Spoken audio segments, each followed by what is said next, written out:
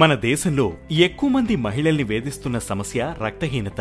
ఇది పెద్ద జబ్బు కాకపోయినప్పటికీ అనేక వ్యాధులు రావడానికి ప్రధాన కారణంగా మారుతుంది. ఈ సమస్య పురుషులు, పిల్లల్లో కూడా ఉన్నప్పటికీ మహిళల్లో అధికంగా ఉంటుంది. మన రక్తంలో ఎర్ర రక్త కణాలు, తెల్ల రక్త కణాలు, ప్లేట్లెట్లు ఉంటాయి. రక్తంలో 45% వరకు ఉండే ఈ కణాలు బోన్ మ్యారో అంటే ఎముక మధ్య నుంచి పుట్టుకొస్తాయి. అయితే ఇందులో ఉండే ఎర్ర రక్త కణాలు సగటున 120 రోజులు జీవిస్తాయి.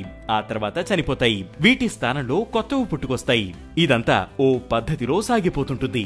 అయితే మహిళల్లో నెలసరి సమయంలో రక్తస్రావం కావడం వల్ల రక్తం తగ్గిపోతుంది. దానికి తగినట్టుగా పౌష్టికాహారం తీసుకోకపోతే ఎముక మధ్యలో తగినన్ని కణాలు ఉత్పత్తి కావు. దీనివల్ల రోగ నిరోధక శక్తి తగ్గే అవకాశం ఉంటుంది. నీరసం, నిస్సత్తువ, చర్మం పాలిపోవడం, నాలుక తెల్లగా మారడం, మంటగా అనిపించడం, నాడి వేగంగా కొట్టుకోవడం, చెమటలు పట్టడం, ఆయాసం వంటి లక్షణాలు కనిపిస్తాయి.